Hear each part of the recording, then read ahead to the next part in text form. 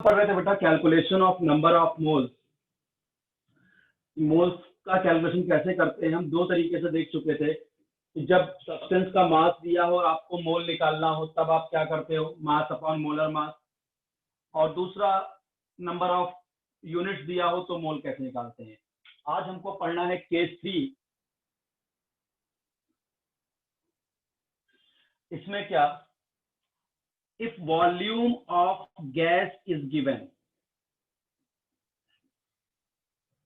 if volume of gas is given at STP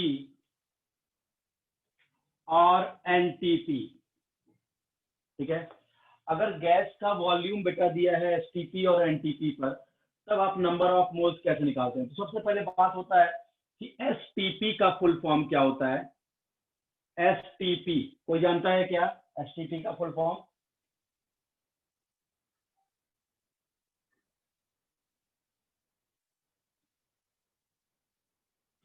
नहीं, कोई नहीं जानता।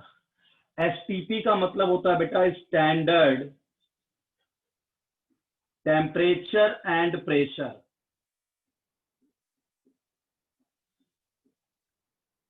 STP का मतलब स्टैंडर्ड टेम्परेचर एंड प्रेशर, ठीक है। और NTP का मतलब होता है नॉर्मल टेम्परेचर एंड प्रेशर।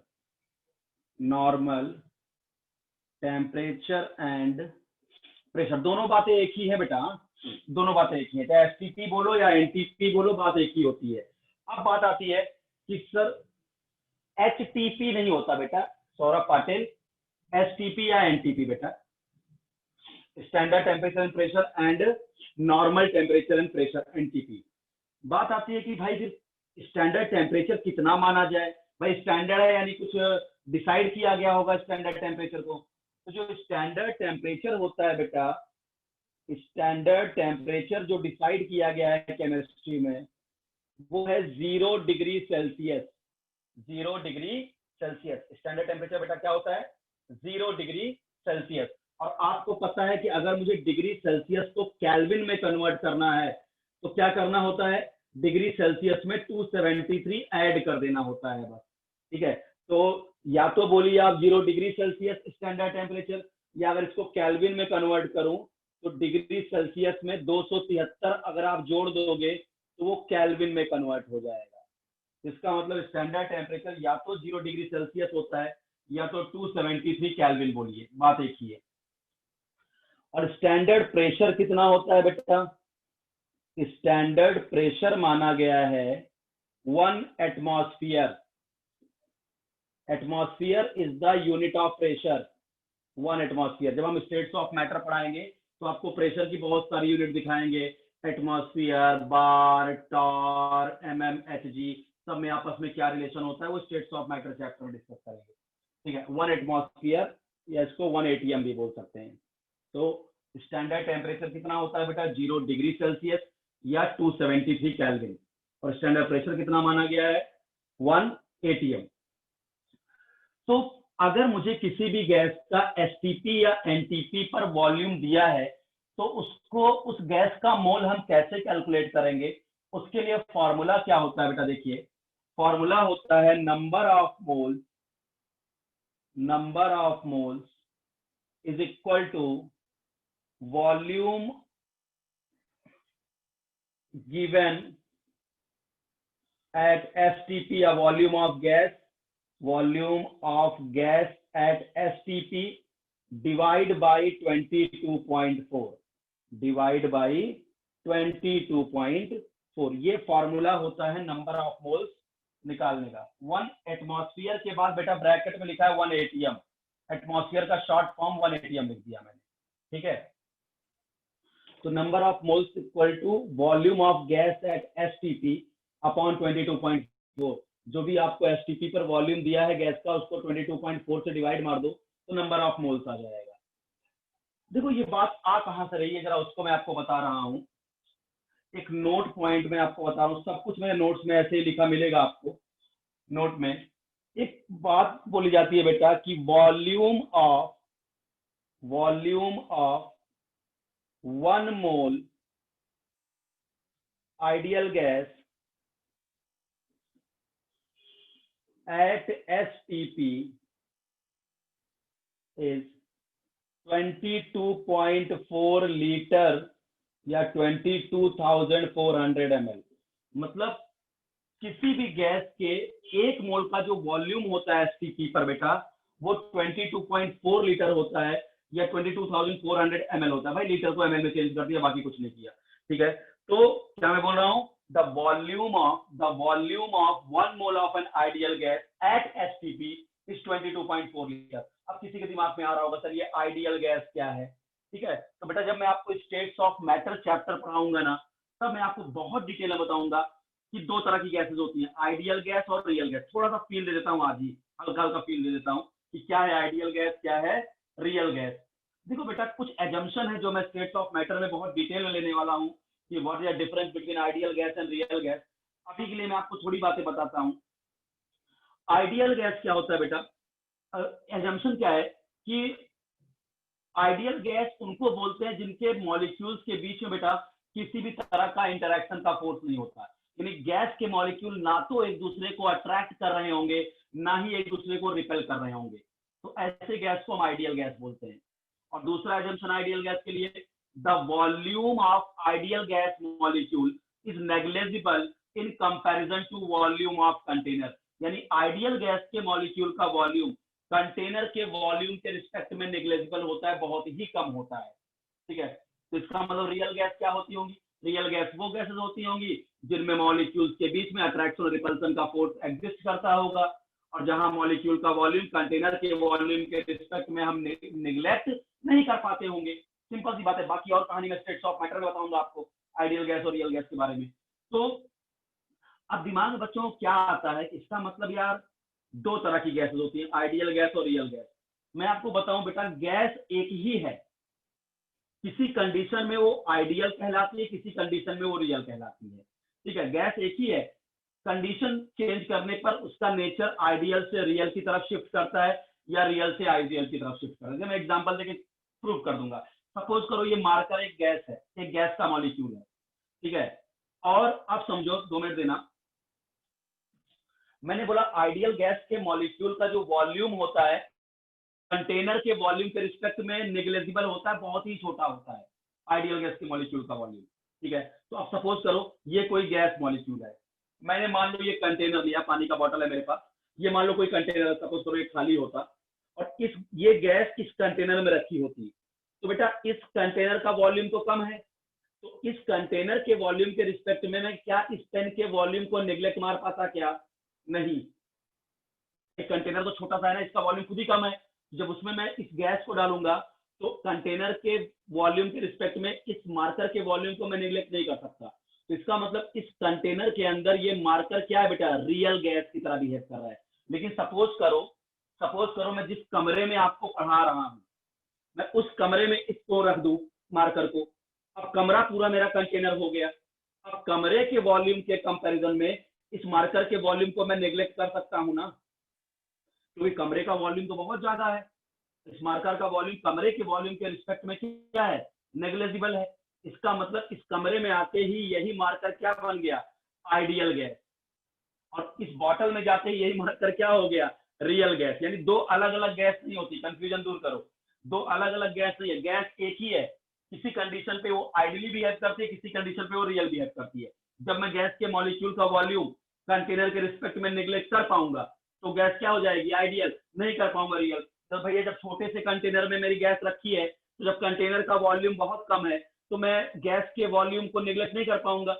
लेकिन अब मैं इसी गैस को अपने कमरे में रख दिया तो कमरे का वॉल्यूम तो बहुत ज्यादा है, अब कमरे के वॉल्यूम के रिस्पेक्ट में इस मार्कर का वॉल्यूम निगलेजिबल, कमरे में आते ही यही गैस क्या हो गया, कमरे में आते ही यही गैस क्या हो गया बेटा, आइडियल गैस, और इस बॉटल में जाते ही यही गैस क्या हो गई, रियल गैस। आई होप आपको क्लियर हुआ होगा कंसेप्ट, ठीक है। मतलब क्या है आइडियल गैस, देखो नूपुर बेटा क्या होता है, आइडियल गैस क्या होता है बेटा, कि ऐसी गैस जिनके मॉलिक्यूल के बीच में किसी भी तरह का इंटरेक्शन का फोर्स नहीं होता बेटा, ना वो एक दूसरे को अट्रैक्ट करती है ना वो एक दूसरे को रिपेल करती है, ठीक है। और दूसरा एजम्पशन क्या है, आइडियल गैस के मॉलिक्यूल का वॉल्यूम कंटेनर के वॉल्यूम के रिस्पेक्ट में नेग्लिजिबल होता है, बहुत ही कम होता है। तो गैसेज दो तरह की है, आइडियल गैस और रियल गैस। रियल गैस में क्या होती है भैया, जिनके मॉलिक्यूल के बीच में अट्रैक्शन या रिपल्शन का फोर्स एग्जिस्ट करता होगा वो रियल गैस। जिनके मॉलिक्यूल के वॉल्यूम को मैं कंटेनर के वॉल्यूम के रिस्पेक्ट में नेग्लेक्ट नहीं कर पा रहा हूँ वो रियल गैस। तो बच्चों में कंफ्यूजन क्रिएट हो जाती है, इसका मतलब यार कुछ गैसेज आइडियल होती होंगी, कुछ गैसेज रियल होती होंगी। ठीक है, बच्चों के अंदर कंफ्यूजन आता है, इसका मतलब कुछ गैस आइडियल, सर कोई आइडियल गैस का नाम बताओ, सर प्लीज कोई रियल गैस का नाम बताओ। अरे बाबा हर गैस आइडियल है, हर गैस रियल है, डिपेंड करता है कंडीशन क्या है। जैसे मैं क्या बोला, आइडियल गैस के मॉलिक्यूल के वॉल्यूम को आप कंटेनर के वॉल्यूम के रिस्पेक्ट में आपको नेग्लिजिबल मानना है। अब मेरा कंटेनर ही छोटा सा है, छोटू सा कंटेनर, इसका वॉल्यूम बहुत ज्यादा नहीं है। अब इसमें मैं सपोज करो पानी में डाल दूंगा तो मैं पानी नहीं पी पाऊंगा, इस गैस को मान लो इस कंटेनर में डाल दिया, ठीक है। अब इस कंटेनर के रिस्पेक्ट में इस मॉलिक्यूल के वॉल्यूम को मैं नेग्लेक्ट नहीं कर सकता, क्योंकि कंटेनर का वॉल्यूम ही बहुत ज्यादा नहीं है। तो इस कंटेनर के अंदर मेरी गैस जो रखी गई है ये है रियल गैस। थोड़ा पानी पी लेता हूं।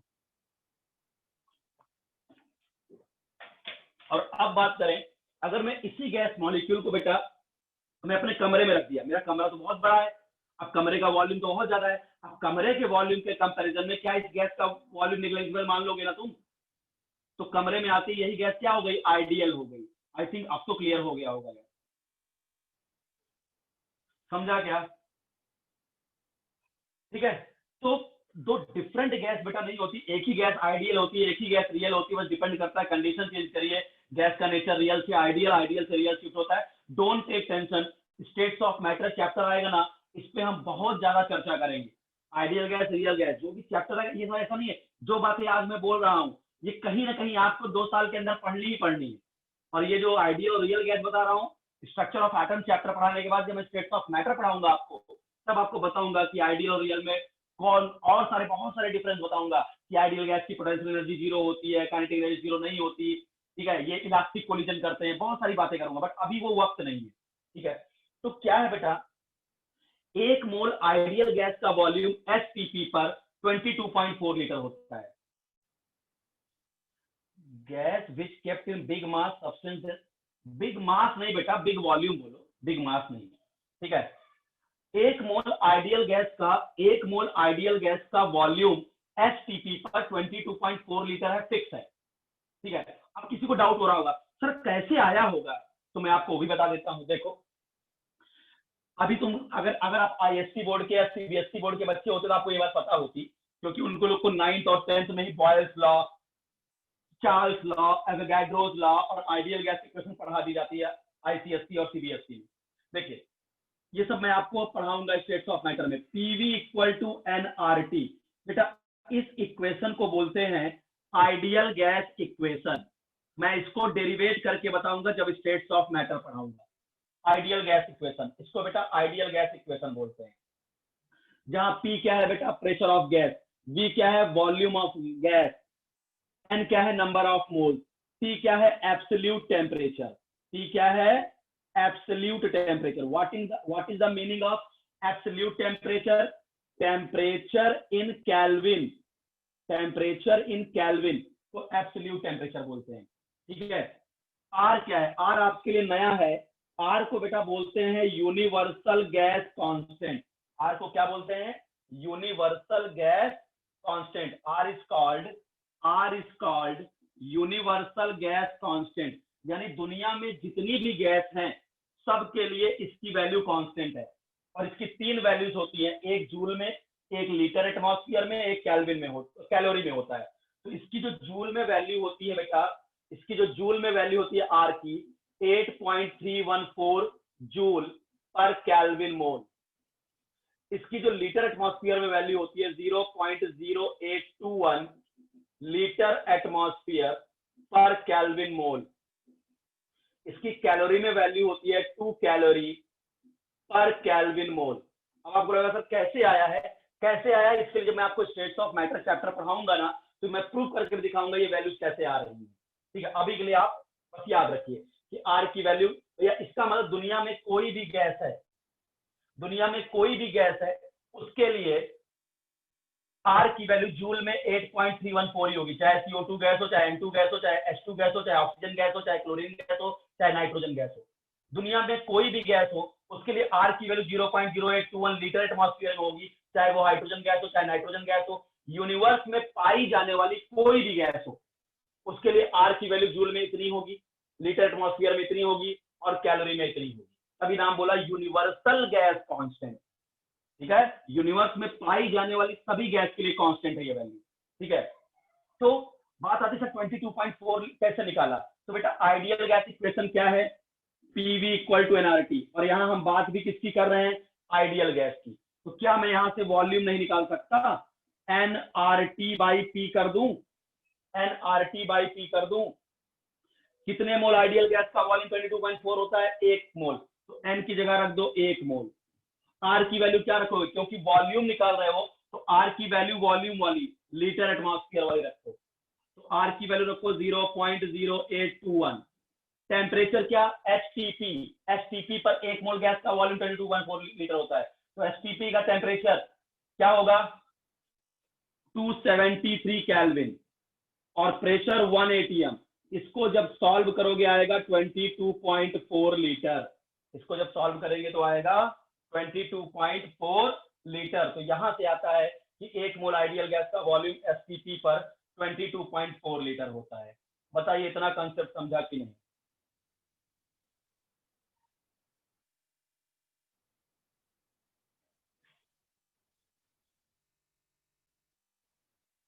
सबको ब्लर दिख रहा है क्या,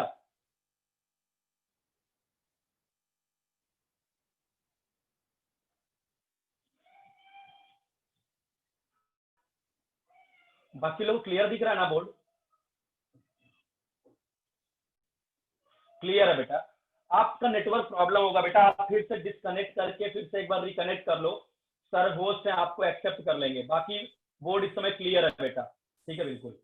जिनका ब्लर है उनकी तरफ नेटवर्क का इश्यू होगा, आप एक बार लीव कर लो मीटिंग को, फिर से रिकनेक्ट कर लो, ठीक है।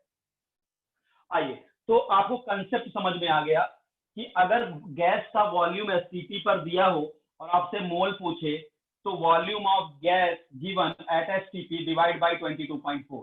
ठीक है, अब इस पे बेस्ड क्वेश्चन करते हैं, ठीक है।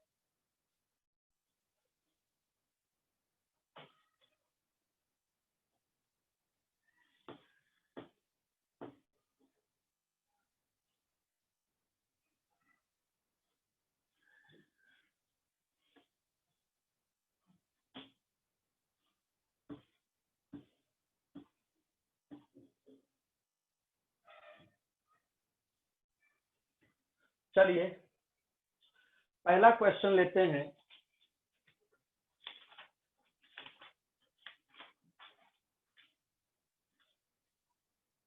फर्स्ट क्वेश्चन है,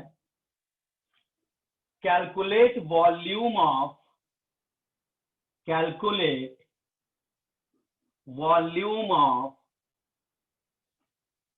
11 gram carbon dioxide eight STP, और आपको हिंट दिया है कार्बन का एटॉमिक मास 12, ऑक्सीजन का 16। ठीक है, क्या बोल रहा है बेटा, कैलकुलेट द वॉल्यूम, आपसे वॉल्यूम पूछ रहा है, एसटीपी पर वॉल्यूम क्या होगा 11 ग्राम CO2 का। तो मुझे पता है कि वॉल्यूम के रिस्पेक्ट में फॉर्मूला क्या होता है, number of moles equal to volume at STP upon 22.4। अपने को वॉल्यूम यानी यही क्वेश्चन मार्क है, वॉल्यूम ही निकालना है, बट नंबर ऑफ मोल्स नहीं पता है बेटा। बिना नंबर ऑफ मोल्स निकाले कैसे निकालूंगा भाई, 1 2 3 चीजें हैं, तो 2 वेरिएबल, एक अननोन होना चाहिए। यहाँ तो वॉल्यूम ऑफ एसटीपी निकालना है और नंबर ऑफ मोल्स भी नहीं पता, तो पहले नंबर ऑफ मोल्स निकालते हैं। देखिए मास दिया है कार्बन डाइऑक्साइड का, तो क्या मास अपॉन मोलर मास करके नंबर ऑफ मोल्स नहीं निकाल सकते क्या भाई। Number of moles of CO2 equal to mass of CO2 upon molar mass of CO2। Mass दिया है 11 ग्राम, 11 ग्राम, मोलर मास 1 कार्बन हो गया 12 ग्राम का, 2 ऑक्सीजन 12 2 इंटू 16 यानी 11 अपॉन 44 यानी 1 अपॉन 4 यानी 0.25 मोल, बराबर। नंबर ऑफ मोल्स आ गया, बस अब क्वेश्चन सॉल्व हो गया बेटा। नंबर ऑफ मोल्स की जगह रख दो 0.25, वॉल्यूम एट एसटीपी निकालना है आपको, divide by 22.4। So volume at STP is equal to 0.25 into 22.4। 0.25 बोले तो 1/4 इंटू 22.4, ये आ जाएगा 5.6 लीटर। 5.6 लीटर। बताइए समझा कि नहीं ये प्रश्न?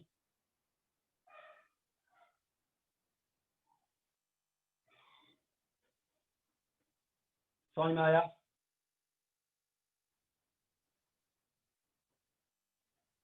ठीक है।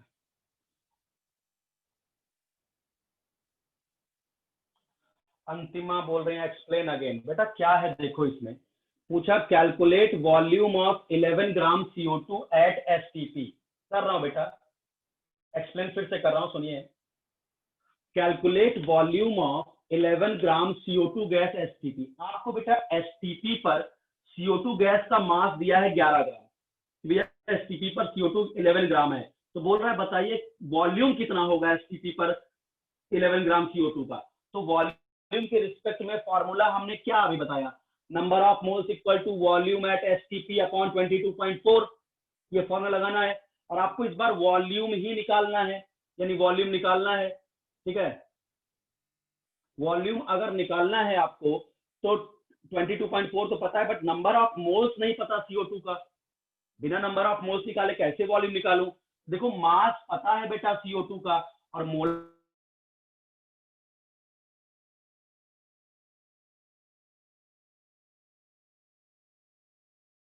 जो पढ़ा चुका हूं।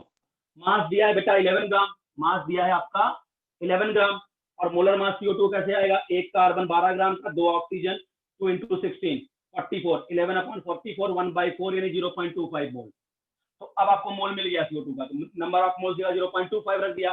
Volume at STP upon 22.4, so volume at STP equal to 0.25 into 22.4। 0.25 को मैं 1/4 लिख सकता हूँ, अरे ये है ना, इंटू 22.4, तो कट करेंगे 5.6 लीटर आएगा। समझा कि नहीं?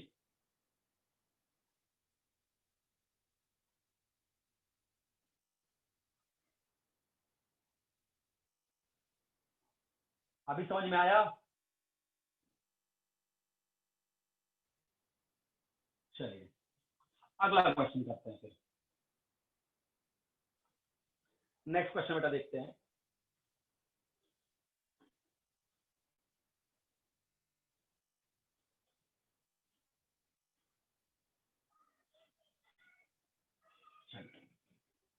नेक्स्ट प्रॉब्लम है मेरे पास, कैलकुलेट, बढ़िया क्वेश्चन देखिएगा, calculate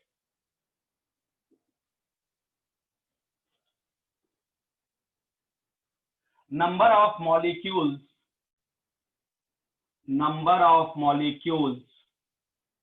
in 11.2 liter of carbon dioxide gas at STP। बढ़िया क्वेश्चन है। मतलब जो तुम दोस्तों पिछले लेक्चर में पढ़े हैं ना, उसका भी यहाँ पे उपयोग करना है। ठीक है, जो पिछले लेक्चर में पढ़े हो आप, उसका भी यहाँ पे आपको उपयोग करना है। क्या है, calculate number of molecules, calculate number of molecules in 11.2 liter of CO2 gas at STP। क्या बोला है बेटा उसने कि बेटा ब्राइटनेस अब इससे ज्यादा नहीं हो सकती बेटा।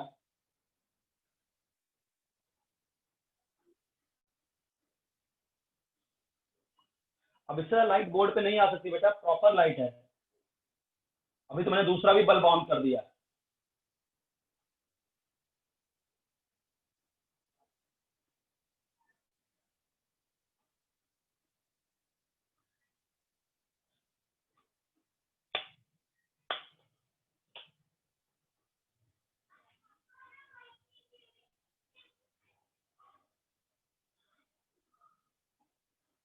ब्लर है तो आप फिर से बेटा कनेक्ट करो।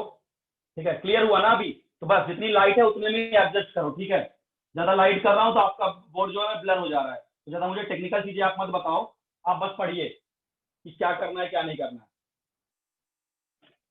Calculate number of molecules, calculate number of molecules in, अरे यार बोल तो रहा हूं, तुम लोग बहरे तो नहीं हो ना बेटा कि सुन भी नहीं पा रहे हो क्वेश्चन को? क्वेश्चन को सुनाई तो दे रहा होगा ना, कान तो खुला होगा। 4 बार क्वेश्चन बोल रहा हूं तो आदमी थोड़ा सा उससे भी सुन सकता है ना बेटा। Calculate number of molecules in 11.2 litre of CO2। Clear हो जाएगा बेटा। थोड़ा सा क्या फ्लक्चुएशन नेटवर्क में होता है, हो सकता है वो आपकी तरफ से ही हो, बट आपको लगता है सर सब प्रॉब्लम मेरी ही तरफ से है। अगर सबको दिक्कत है तब तो मेरी तरफ से प्रॉब्लम है, बाकी लोगों को सही दिख रहा है बेटा, 2 4 10 लोगों को बेकार दिख रहा है, तो आपके नेटवर्क में प्रॉब्लम है बेटा। आप एक बार डिस्कनेक्ट करो, लीव करो, फिर से कनेक्ट कर लो, ठीक है।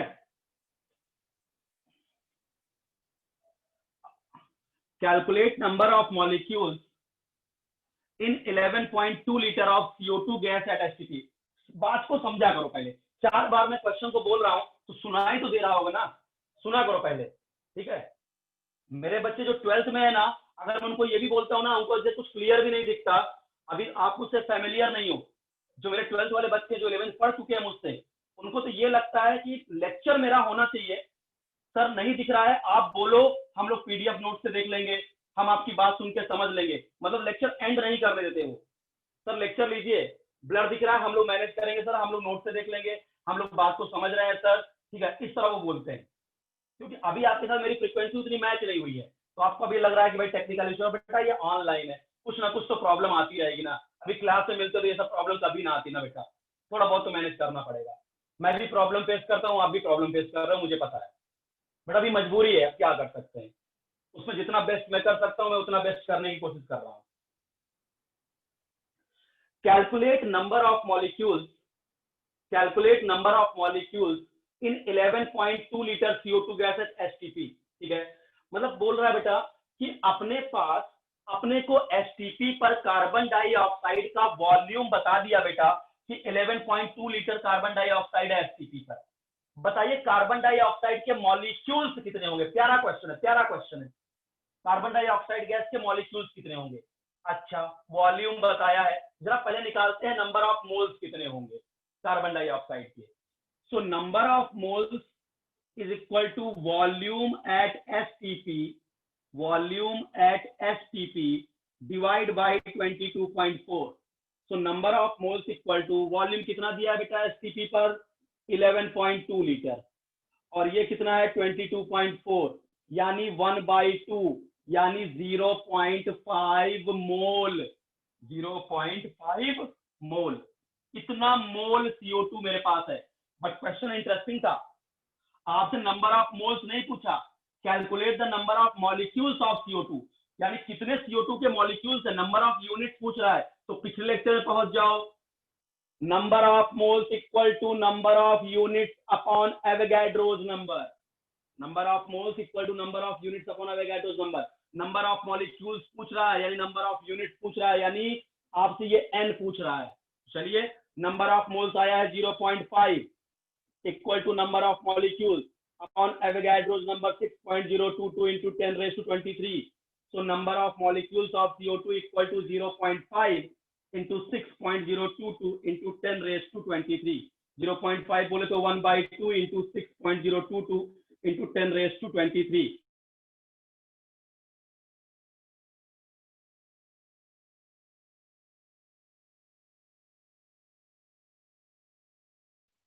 बताइए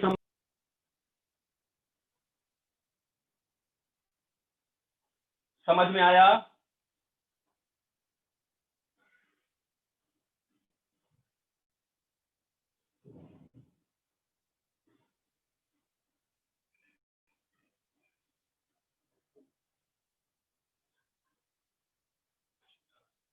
इसीलिए बोल रहा हूं बेटा, पिछला लेक्चर हमेशा पढ़ के आओ, क्योंकि मोल्स निकालने के लिए हमको कहीं से कहीं भी पहुंचना पड़ सकता है, ठीक है। ऐसा नहीं कि इक्वल टू क्या है बेटा, n equal to n upon say again, मतलब क्या है बेटा, देख क्या था, अपने को CO2 का वॉल्यूम दिया था और अपने को पूछा था इतने वॉल्यूम में कितने CO2 के मॉलिक्यूल होंगे। तो मैंने देखा वॉल्यूम दिया है, पहले मैंने CO2 का मोल निकाला, number of moles equal to volume upon 22.4। So volume equal to क्या, number of moles equal to 11.2 upon 22, half mole यानी 0.5 मोल। इतना मोल CO2 मेरे पास है। बट क्वेश्चन ये नहीं था कि calculate the number of moles in 11.2 litre of CO2 and H2P. Calculate the number of molecules, और पिछले लेक्चर में मैं बताया था कि नंबर ऑफ मॉलिक्यूल्स और नंबर ऑफ मोल्स में क्या रिलेशन होता है, number of moles equal to number of molecules upon Avogadro's number. So number of molecules equal to number of moles into Avogadro's number. Number of moles तुमने निकाला 0.5 into Avogadro's number, बस solve कर दिया, answer आ गया यार. और क्या चाहिए? हाँ बेटा 0.5 1/2, ये तो मैथ है यार, कहाँ से कैसे सॉल्व करना. तुमको है तुम मल्टीप्लाई भी करके देख लो, यही आएगा. मैंने 1/2 कर दिया है, सब थोड़ी कुछ है. बताइए ये क्वेश्चन क्लियर हुआ क्या आपको?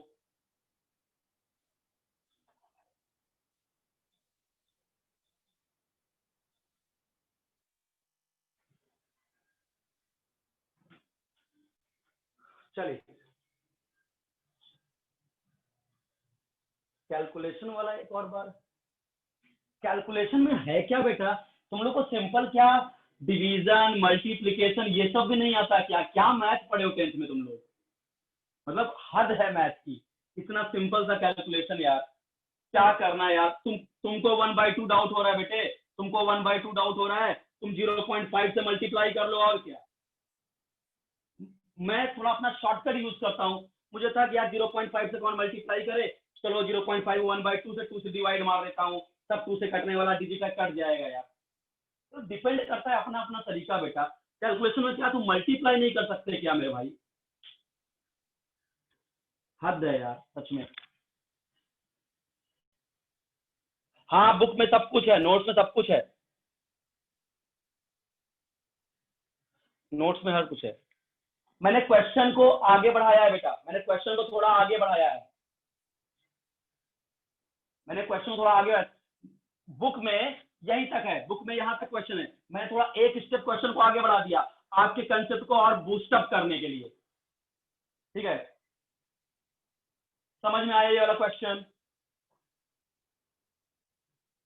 बुक में यहीं तक है, ठीक है, बट मैंने उसके आगे एक स्टेप आगे बढ़ा दिया कि मान लो अगर ऐसा हो जाए तो क्या तुम इस तरह की थिंकिंग रखते हो कि नहीं.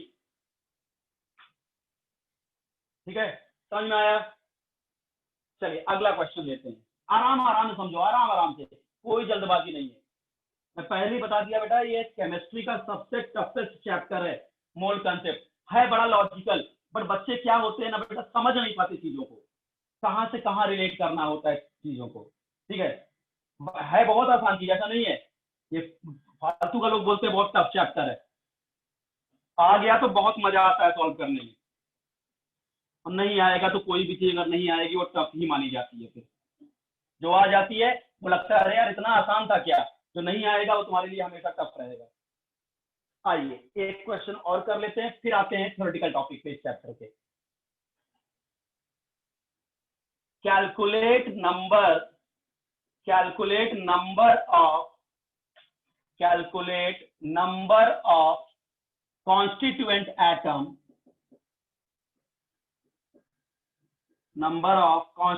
atom in 11.2 liter of sulfur dioxide gas at STP.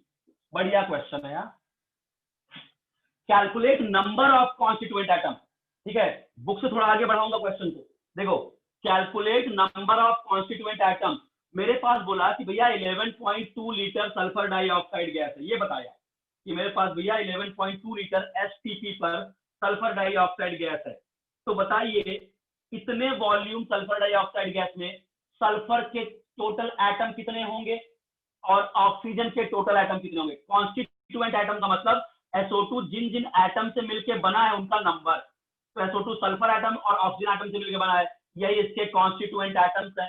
ठीक है, वही बोल रहा है calculate number of constituent atom in 11.2 litre of SO2 gas at STP. अगर मेरे पास STP पर 11.2 लीटर SO2 गैस है तो बताइए उसमें सल्फर के एटम कितने होंगे और ऑक्सीजन के एटम कितने होंगे. अच्छा बेटा एक बात बताओ, सोचना अगर मेरे पास 1 मोल SO2 होता, 1 मोल SO2 होता तो 1 मोल SO2 में 1 मोल सल्फर एटम होता. 1 मोल SO2 होता तो उसमें 1 मोल सल्फर एटम यानी एवोगाड्रोस नंबर के बराबर सल्फर एटम होता. और 2 मोल ऑक्सीजन एटम होता, यानी 2 इंटू एवोगाड्रोस नंबर के बराबर ऑक्सीजन एटम होता है। ठीक है, चलिए मैं क्या बोल रहा हूं कि अगर मेरे पास 1 मोल SO2 होता तो 1 मोल SO2 देखो 1 मोल सल्फर एटम है, 2 मोल ऑक्सीजन एटम है, ये एवोगाड्रोस नंबर के बराबर सल्फर एटम और 2 मोल का मतलब 2 इंटू एवोगाड्रोस नंबर के बराबर ऑक्सीजन एटम होते। अगर 1 मोल SO2 होता तो पहले तो मैं ये चेक करूं कि 11.2 लीटर SO2 का मतलब कितने मोल SO2, पहले तो मैं ये चेक करूं ना कि भैया 11.2 लीटर का मतलब कितने मोल SO2। चलिए, so number of moles equal to volume at STP upon 22.4। STP पर वॉल्यूम दिया है SO2 का 11.2 लीटर अपॉन 22.4 यानी 1/2 यानी 0.5 मोल SO2 मेरे पास है। मेरे पास 0.5 मोल SO2 यानी हाफ मोल SO2 है। अब मुझे बताना है इस हाफ मोल SO2 में कितने सल्फर के एटम, कितने ऑक्सीजन के एटम। चलिए बहुत ध्यान समझिएगा, पहले मैं सल्फर का एटम बताता हूं। 1 मोल SO2 में 1 मोल SO2 कंटेन 1 मोल सल्फर एटम। भैया 1 मोल SO2 में 1 मोल सल्फर का एटम है तो आधा मोल SO2 में आधा मोल सल्फर एटम होगा। अगर 1 मोल में 1 मोल SO2 में अगर 1 मोल सल्फर का एटम है तो आधा मोल SO2 में आधा मोल, हाफ मोल सल्फर एटम होगा। और हाफ मोल का मतलब क्या, एवोगाड्रोस नंबर का आधा, यानी 1/2 इंटू 6.022 इंटू 10⁻23 सल्फर एटम होगा। इसका मतलब 3.011 इंटू 10⁻23 सल्फर एटम होगा। आधा मोल का मतलब एवोगाड्रोस का आधा ना। आइए अब ऑक्सीजन एटम निकालते हैं कितने मोल है। भैया 1 मोल SO2 में अगर 1 मोल SO2 मेरे पास होता, अगर 1 मोल SO2 मेरे पास होता तो 1 मोल SO2 में 2 मोल ऑक्सीजन के एटम होते। 1 मोल SO2 में 2 मोल ऑक्सीजन के एटम, यानी 1 मोल SO2 में 2 मोल ऑक्सीजन एटम, तो आधा मोल SO2 में 1 मोल ऑक्सीजन एटम होगा। मेरे पास तो आधा मोल है ना SO2, आधा मोल SO2 कंटेन 1 मोल ऑक्सीजन एटम। कैसे भैया, अगर 1 मोल SO2 होता तो 2 मोल, 1 के लिए 2 तो आधा के लिए 1 ना, डबल। 1 मोल SO2 होता तो 2 मोल ऑक्सीजन एटम, तो आधा है तो आधा का डबल 1 मोल ऑक्सीजन एटम। 1 मोल का मतलब 6.022 इंटू 10⁻23 ऑक्सीजन एटम। बताइए समझ में आता है कि नहीं क्वेश्चन।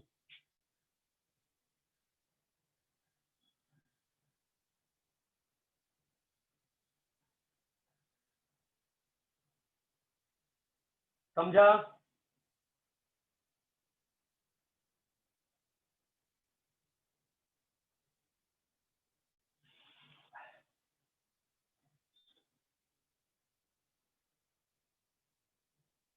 ठीक है, चलो अब आते हैं बेटा कैलकुलेशन नंबर ऑफ मोल्स का टॉपिक खत्म करते हैं।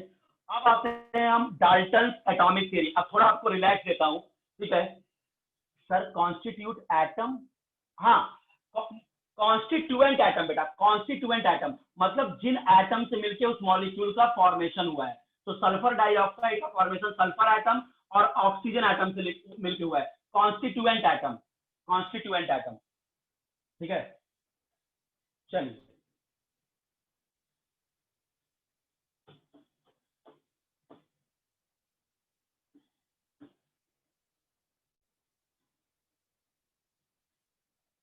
आइए अब बात करते हैं थोड़ा theoretical part.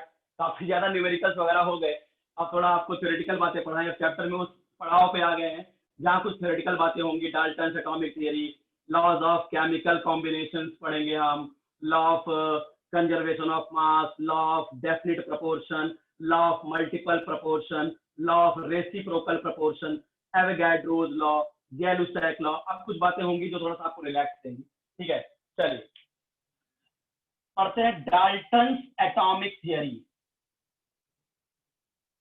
Dalton atomic theory आप बस समझिएगा, नोट्स में सब कुछ लिखा हुआ है एज सच, केवल आप समझने की मेहरबानी करिएगा बस।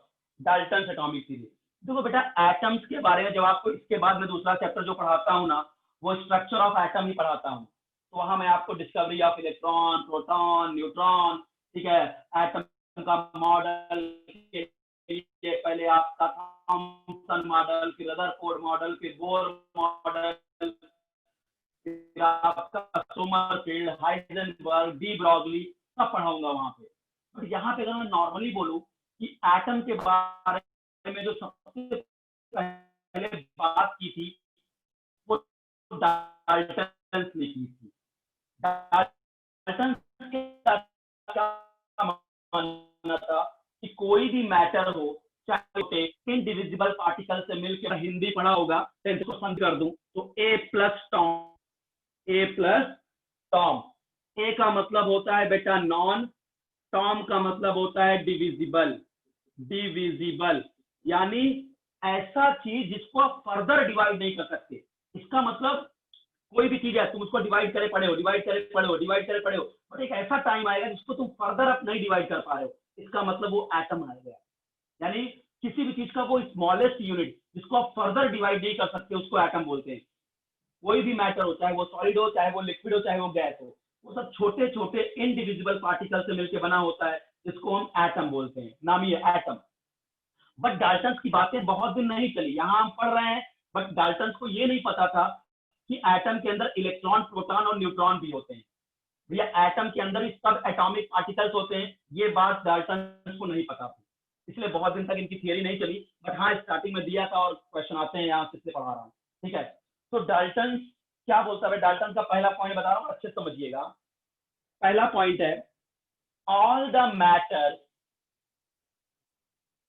consist of, या all the matters are made up of tiny indivisible particles called atom। Hindi बोलता हूँ अब। ऑल द मैटर, मैटर बोले तो जिसका कुछ ना कुछ मास हो, जो कुछ ना कुछ वॉल्यूम को ऑक्यूपाई करे, उसको मैटर बोलते हैं।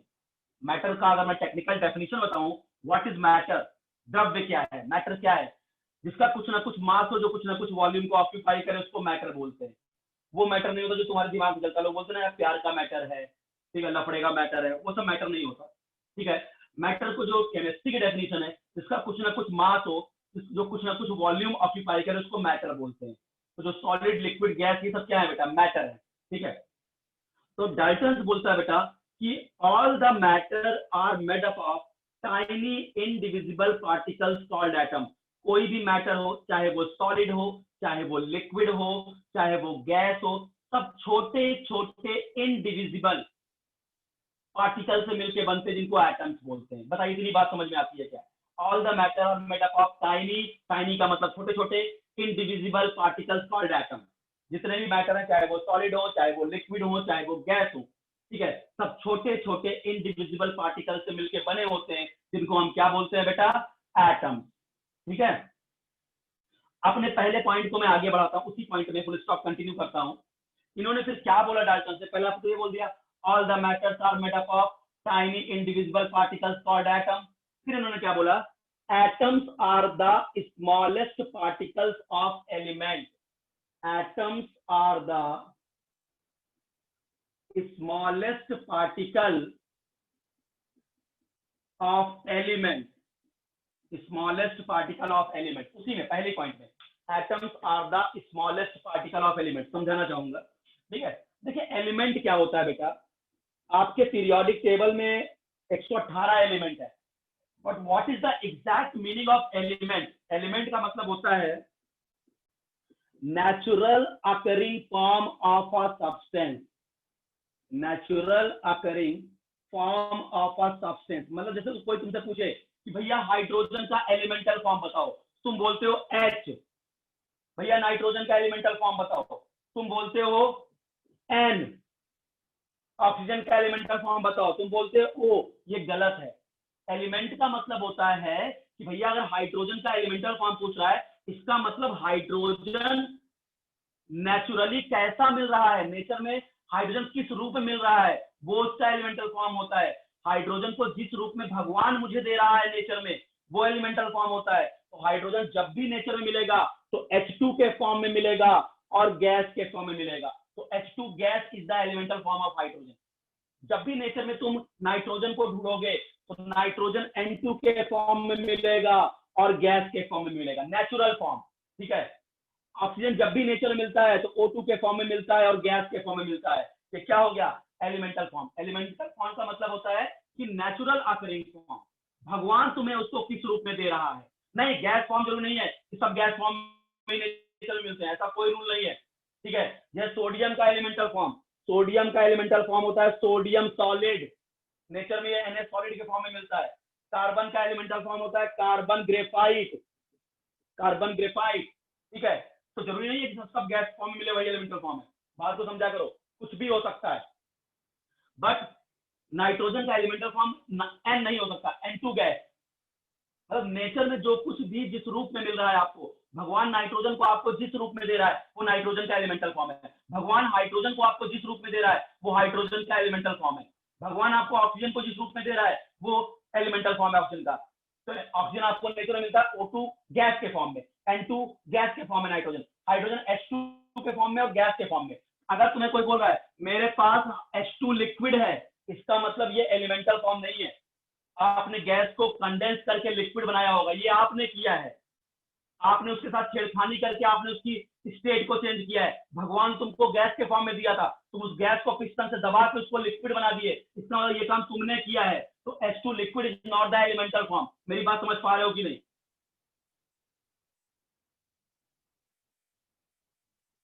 बात समझ में आ रही है बेटा ना? मतलब O2 गैस क्या है, एलिमेंटल फॉर्म। अब तुम उस गैस को पिस्टन से दबा के तुमने लिक्विड ऑक्सीजन बना लिया।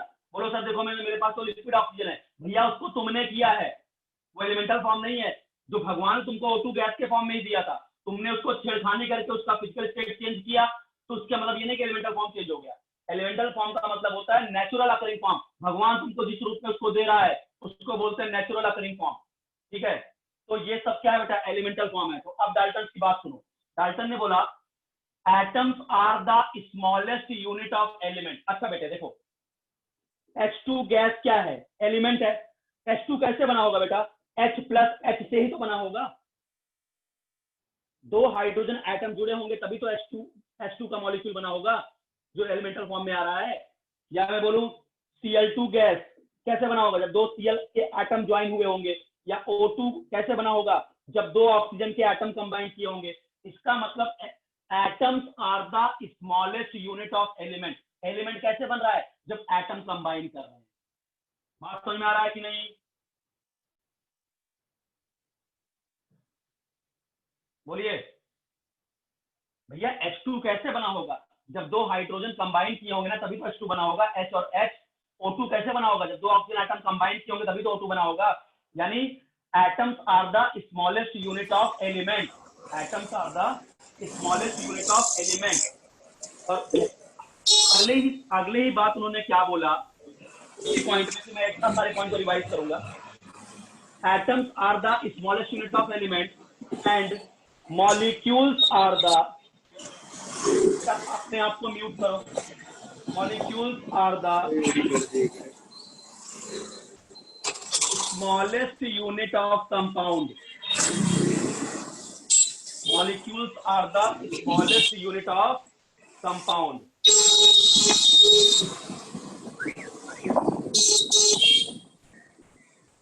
ठीक है, molecules are the smallest unit of compound।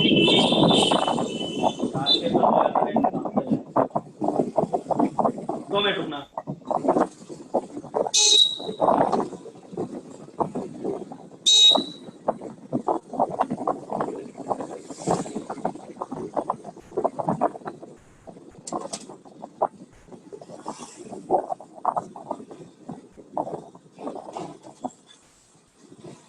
हाँ बेटा मैंने उनको बोला,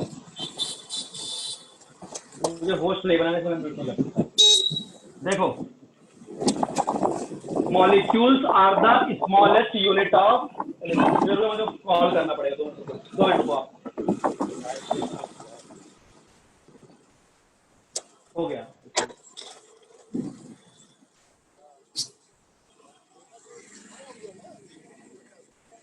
2 मिनट रुको बेटा।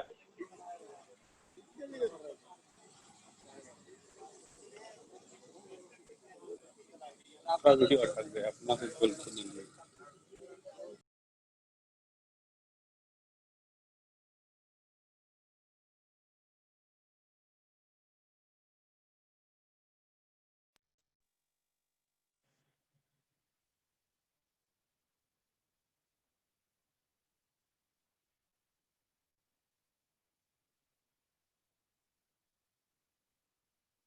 चलो देखो, मैंने क्या बोला कि atoms are the smallest unit of element and molecules are the smallest unit of compound. बेटा कंपाउंड तब बनता है जब दो डिफरेंट मॉलिक्यूल, जब दो डिफरेंट एलिमेंट आपस में कंबाइन करते हैं। जैसे देखो H2 plus Cl2 gives 2HCl, ये बना कंपाउंड। कंपाउंड कब बना? जब दो मॉलिक्यूल आपस में कंबाइन किए, जब दो मॉलिक्यूल आपस में कंबाइन किए।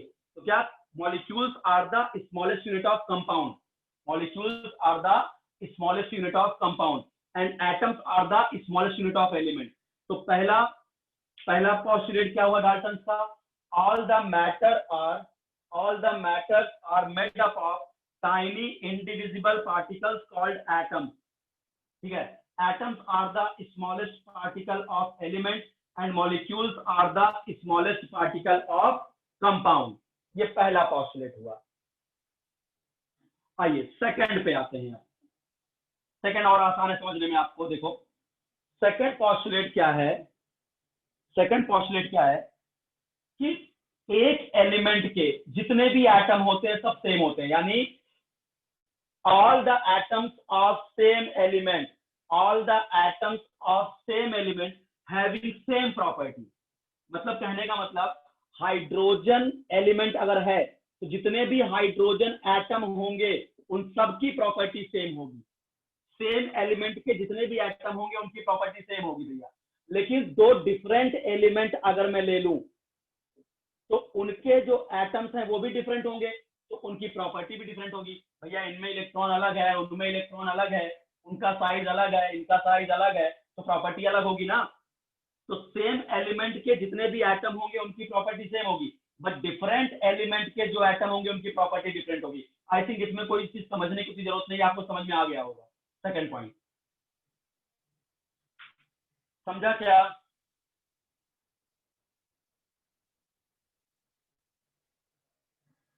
ठीक है, सेम एलिमेंट के जितने भी एटम होंगे उनकी प्रॉपर्टी सेम होगी, बट डिफरेंट एलिमेंट के जो एटम होंगे उनकी प्रॉपर्टी डिफरेंट होगी। ये हो गया इनका सेकंड पोस्टुलेट। अब थर्ड पे आते हैं। ये बोलते हैं compounds are formed when atoms of different element combine in a small whole number ratio. भैया कंपाउंड कब बनता है? देखो जैसे H2 plus Cl2 gives 2HCl, ये बना कंपाउंड। बोले कंपाउंड तब बनता है जब डिफरेंट एलिमेंट के एटम आपस में स्मॉल होल नंबर रेशियो में कंबाइन करते हैं। अब खुद समझ कर बताओ, क्या कंपाउंड सेम एलिमेंट को मिला के तो कंपाउंड नहीं बनेगा? भैया मैं अगर बोलूं ये दो सेम एलिमेंट ले H2 और H2, क्या कोई कंपाउंड पड़ा है क्या? H4। सेम एलिमेंट को अगर मैं कंबाइन करूंगा तो कंपाउंड नहीं बनेगा। क्या कोई कंपाउंड पड़ा है क्या? Cl4। Cl2 और Cl2 कंबाइन कर दिया था, Cl4 बन गया, कंपाउंड है। कंपाउंड तभी बनता है जब डिफरेंट एलिमेंट के एटम आपस में कंबाइन करते हैं। कंपाउंड तभी बनता है जब डिफरेंट एलिमेंट के एटम आपस में कंबाइन करते हैं। और कैसे कंबाइन करते हैं? स्मॉल होल नंबर 1:2, 2:1, 3:1 इस रेशियो में कंबाइन करते हैं। यहाँ किस रेशियो में कंबाइन किए हैं? हाइड्रोजन के पहले 1 लिखा है, क्लोरीन के पहले 1, तो यहाँ 1:1 के रेशियो में कंबाइन किए हैं। ठीक है, यानी compounds are formed by different element, atoms of different element in small whole number ratio. Compound तब बनता है जब डिफरेंट एलिमेंट के atom small whole number ratio में कंबाइन करते हैं। बताइए समझ में आता है कि नहीं? समझा? ठीक है, चलिए अब last point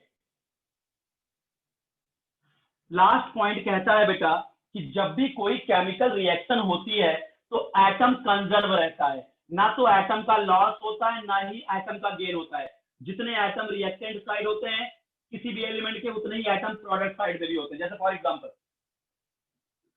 N2 plus 3H2 gives 2NH3, ammonia का बनना। ठीक है, ये कंपाउंड बना बेटा, देखो कंपाउंड बना जब दो डिफरेंट एलिमेंट कंबाइन किए 1:3 के रेशियो में। अब आप देखिए, अगर मैं लेफ्ट साइड देखो तो 2 नाइट्रोजन के एटम हैं और 3 2 6 हाइड्रोजन के एटम हैं। अब जरा राइट साइड देखो, एक अमोनिया में एक नाइट्रोजन, तो 2 अमोनिया में 2 नाइट्रोजन, तो राइट साइड में भी 2 नाइट्रोजन के एटम हैं। एक अमोनिया में 3 हाइड्रोजन, तो 2 मोल अमोनिया में 6 हाइड्रोजन, तो 6 हाइड्रोजन। यानी देखो जितने नाइट्रोजन और हाइड्रोजन लेफ्ट साइड में है उतने ही नाइट्रोजन और हाइड्रोजन राइट साइड में है। इसका मतलब कि भैया नया कंपाउंड कैसे बन गया, ना एटम में चेंज आया, ना कोई एटम लॉस हुआ, ना कोई एटम गेन हुआ, फिर भी जितने नाइट्रोजन हाइड्रोजन इधर है उतने ही नाइट्रोजन और हाइड्रोजन इधर है। फिर नया कंपाउंड कैसे बन गया, नया कंपाउंड कैसे बन गया? तो एक बात समझिएगा कि during a chemical reaction atom is neither created not to be destroyed. जब भी कोई केमिकल रिएक्शन होती है ना तो कोई नया एटम आता है ना ही कोई पुराना एटम जाता है कहीं से, वो सब उतने ही रहते हैं। फिर बात आती है फिर सर प्रोडक्ट नया कैसे बन जाता है? तो बड़ा सिंपल लॉजिक है। क्या होता होगा भैया, देखो नाइट्रोजन है और हाइड्रोजन है, ये भैया आपस में अलग होते होंगे, पहले सेपरेशन होता होगा, ये दोनों आपस में जुदा होते होंगे। फिर नाइट्रोजन का अफेयर हाइड्रोजन के साथ स्टार्ट हो जाता होगा। पहले नाइट्रोजन का ब्रेकअप हाइड्रोजन का ब्रेकअप हुआ, सेपरेशन हुआ, फिर नाइट्रोजन का अफेयर हाइड्रोजन के साथ स्टार्ट हो गया तो अमोनिया बन गया।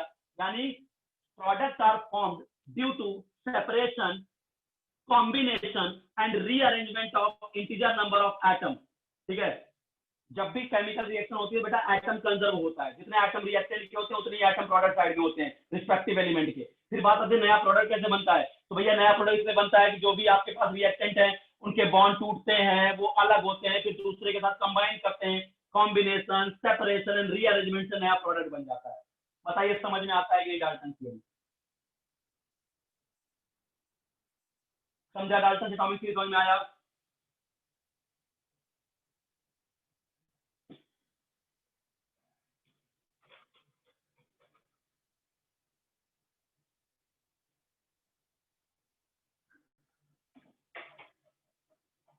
चलिए, तो this is all about Dalton theory. अब आते हैं बेटा हम लोग laws of chemical combination, laws of chemical combination.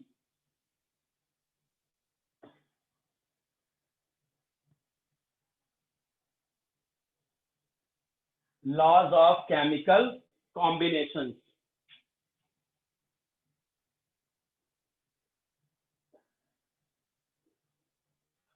Laws of chemical combination. देखो बेटा अच्छे समझना, क्या ये जो ऐसा टॉपिक होता है ना, बच्चे क्या करते हैं ना, इसके स्टेटमेंट को रटने का प्रयास करते हैं, इसके स्टेटमेंट को रटने का प्रयास करते हैं और रटा जाता नहीं। ठीक है, तो आपको मैं हर एक स्टेटमेंट को एग्जांपल दे दे के समझाऊंगा। ठीक है, तो आपको समझेगा। पहले देखिए आपको कितने लॉज पढ़ने हैं, कितने लॉज पढ़ने हैं। पहला है law of conservation of mass, law of conservation of mass, ये बहुत आसान लगेगा। Law of conservation of mass पहला ये है। दूसरा law of definite proportion, law of definite proportion. तीसरा law of multiple proportion, law of multiple proportion, law of multiple proportion. ठीक है,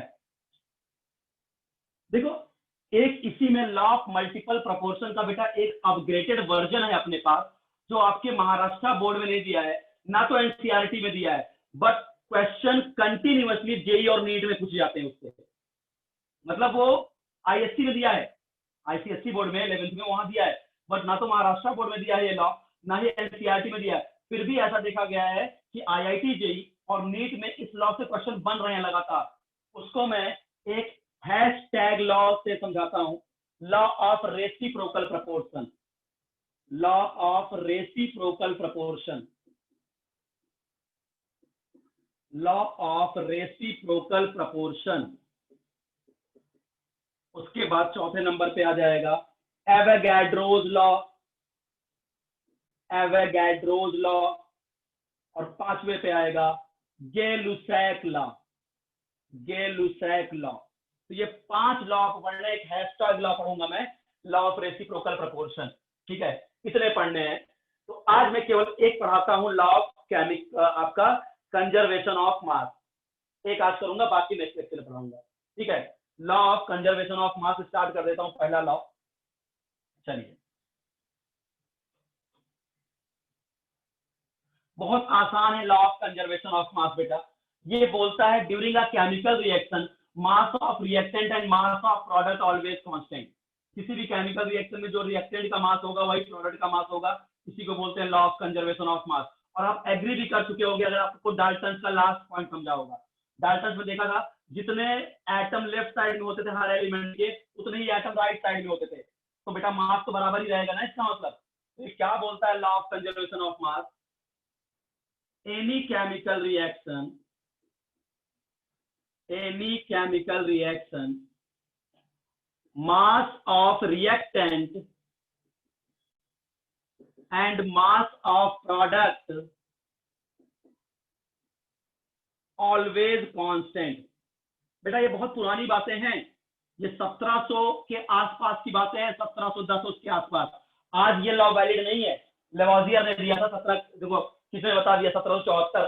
ईयर हुआ बेटा, केमिस्ट्री पूछता नहीं, मुझे हल्का धुंधला धुंधला सा याद था कि 1700 के आसपास था, एक बच्चे ने लिख दिया 1774 बात है। ठीक है, बट बता रहा हूँ 1700 के आसपास की बात है ये। और ये लॉ अब वैलिड नहीं है।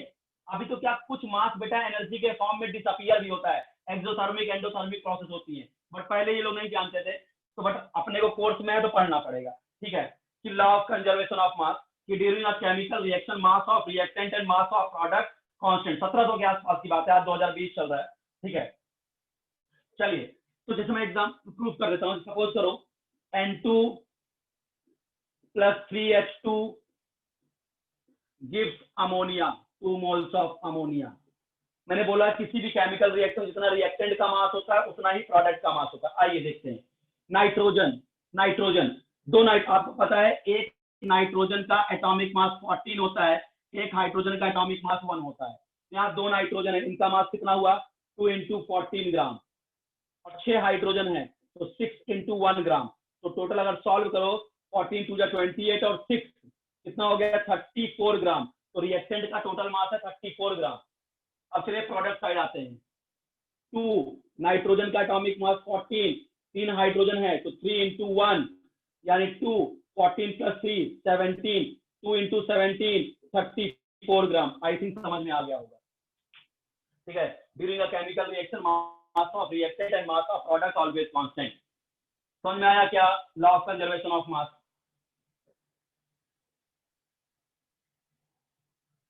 समझा सबको?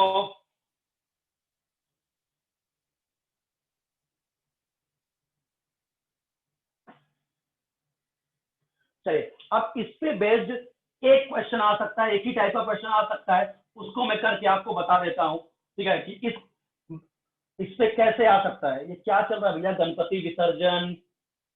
अरे आकाश बेटा पढ़ लो यार, गणपति विसर्जन तो होगा ही।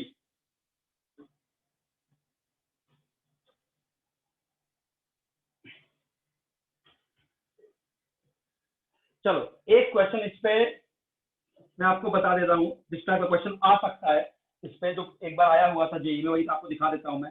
बाकी हर लॉ से कैसे कैसे प्रॉब्लम आती है वो हम बाद में डिस्कस करेंगे। आइए, इस लॉ पे एक तरह की प्रॉब्लम मैं बना सकता हूँ, वही बना रहा हूँ। 1.5 gram ethane on complete combustion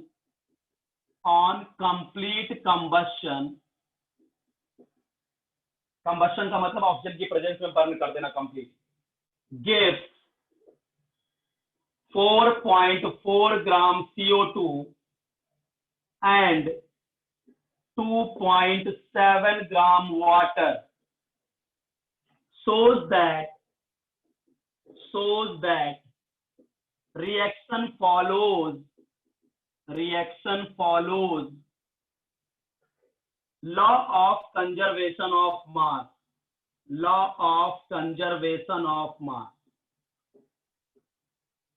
मतलब बोल रहा है जब ईथेन का कंप्लीट कंबशन हो रहा है तो कार्बन डाइऑक्साइड और वाटर बन रहा है। आपको रंजीत सर पढ़ाएंगे, जब एल्केन्स वगैरह आप पढ़ोगे बताएंगे, किसी भी हाइड्रोकार्बन का जब कंबशन होता है तो कार्बन डाइऑक्साइड और वाटर ही बनता है। तो मैं इसकी पहले बैलेंस रिएक्शन लिख देता हूं। C2H6 plus 7O2 gives 4CO2 plus 6H2O। मैं बैलेंस रिएक्शन लिख दिया। बैलेंसिंग वगैरह मैंने आपको डेमो लेक्चर में पढ़ाया था, ठीक है। डायरेक्ट उसका महीना गंवाते हुए डायरेक्ट पूरा बैलेंस रिएक्शन लिख दिया, ठीक है। अब देखिए, और इस रिएक्शन को भी बताया था डेमो लेक्चर में आपको कि बैलेंसिंग करने का ट्रिक मैंने पढ़ाया था जब मैं स्टार्ट किया था लेक्चर यहाँ पे, ठीक है। चलिए, ये आपका हो गया। क्या बोल रहा है बेटा कि जब इसका यानी ये दिया है 1.5 ग्राम, ये दिया है 1.5 ग्राम, कितना CO2 बना है 4.4 ग्राम, कितना CO2 बना है बता रहा है, कितना वाटर है 2.7 ग्राम वाटर बना है। बोल रहा है कि प्रूफ करिए ये law of conservation of mass को फॉलो कर रहा है, ये law of conservation of mass को फॉलो कर रहा है। चलिए देखते हैं, प्रोडक्ट साइड का टोटल मास निकालो। 4.4 ग्राम CO2 का है और 2.7 ग्राम है क्या वाटर, तो 7 8 9 10 11, ये हो गया 4 2 6 7, 7.1 ग्राम, 7.1 ग्राम, यानी प्रोडक्ट का मास है 7.1 ग्राम, प्रोडक्ट का मास है टोटल 7.1। अगर मैं रिएक्टेंट को प्रूव कर दूं कि इसका भी टोटल मास 7.1 हो गया तो मैं प्रूव कर दूंगा कि लॉ ऑफ कंजर्वेशन ऑफ मास है। देखो, इथेन का दिया है 1.5, तो 7.1 में से अगर मैं 1.5 को घटा दूं, 7.1 में से अगर मैं 1.5 को बेटा क्या कर दूं, माइनस कर दूं, तो क्या आएगा 5.6 ग्राम। यानी अगर मैं प्रूव कर दूं भैया कि ऑक्सीजन का मास 5.6 ग्राम है तो दोनों को जोड़ने पे आ जाएगा 7.1 ग्राम, और मैं प्रूव कर दूंगा ये लॉ ऑफ कंजर्वेशन ऑफ मास है। बट मुझे प्रूव करना है कि ऑक्सीजन का मास 5.6 ग्राम आएगा, यही प्रूव करना है। बताओ मेरी बात समझ पा रहे हो कि नहीं?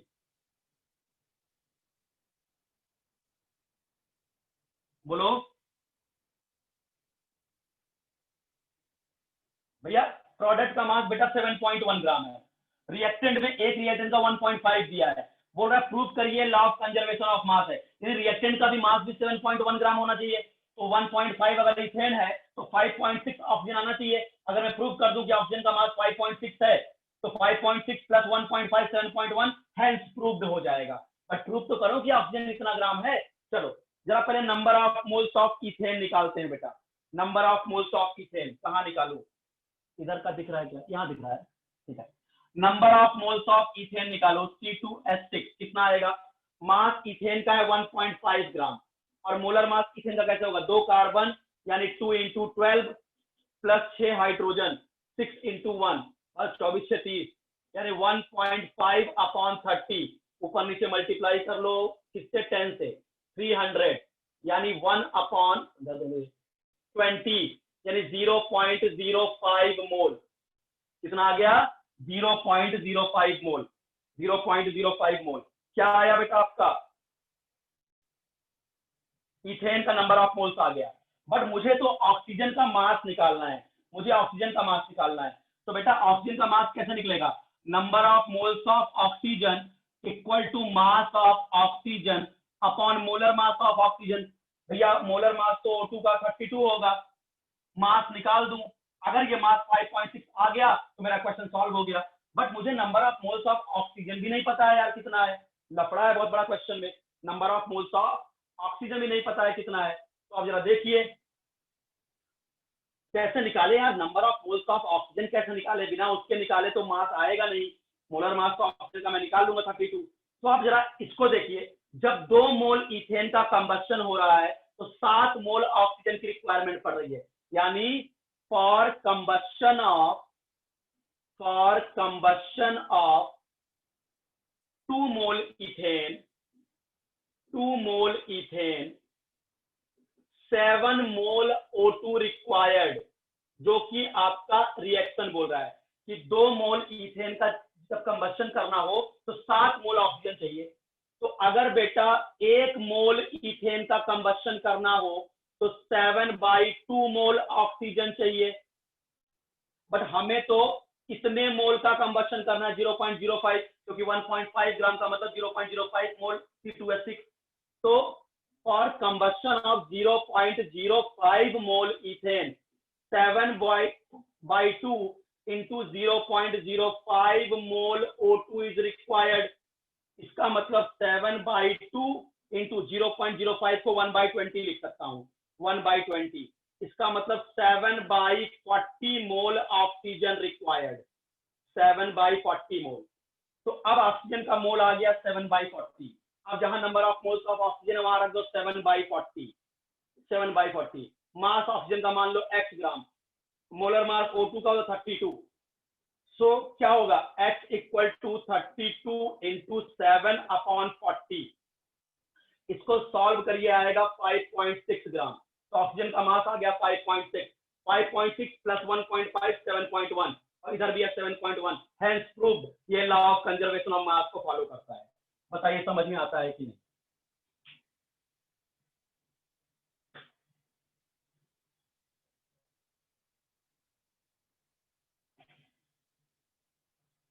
समझा बेटा? देखो कैसे कंसेप्ट होते हैं, आप कंसेप्ट को पकड़ो बस।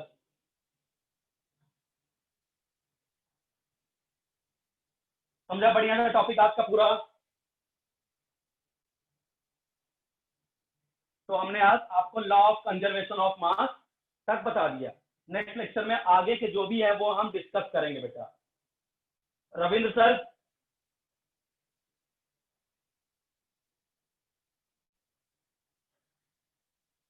R K sir, I think R K sir मेरी बात सुन नहीं रहे हैं। ठीक है, कोई बात नहीं, आपको कल का लेक्चर आपको बता भी दिया जाएगा, जिसका भी होता है उसी का होगा, मुझे नहीं पता किसका कल का लेक्चर है, सर आपको इन्फॉर्म कर देंगे, ग्रुप पे डाल देंगे। लास्ट में बेटा मोल लिखा है, मोल, ठीक है? कुछ नहीं था बेटा, देखो 5.6 ग्राम अगर मैं इसको प्रूव कर दूं तो प्रूव हो जाएगा, ये law of conservation of mass को फॉलो करता है। तो मैंने देखा कि कुल मिला के मुझे क्या निकालना है, ऑक्सीजन का मास। हाँ, रंजीत सर का होगा।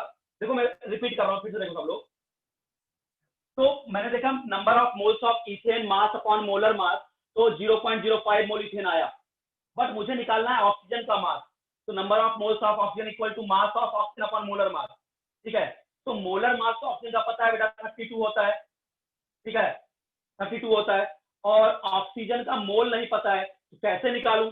तो हमने रिएक्शन का सहारा लिया कि जब 2 मोल इथेन का कंबस्शन हो रहा है तो 7 मोल ऑक्सीजन की रिक्वायरमेंट कर रही है। 2 मोल के कंबस्शन के लिए 7 मोल ऑक्सीजन, तो 1 मोल इथेन के कंबस्शन के लिए 7/2 मोल ऑक्सीजन। बट मेरे पास कितने मोल इथेन है? 0.05।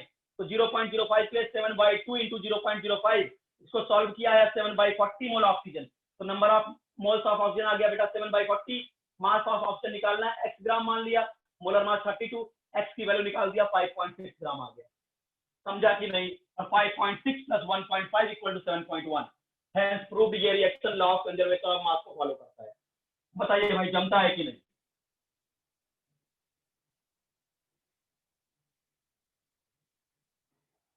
बायो का लेक्चर बेटा होगा, ऐसा नहीं, बायो का लेक्चर भी आपका होगा। मंगेश सर से थोड़ी तबियत खराब है इसलिए लेक्चर नहीं हो रहा है। ठीक है, चलो बेटा फिर नेक्स्ट लेक्चर में मिलते हैं। बाय।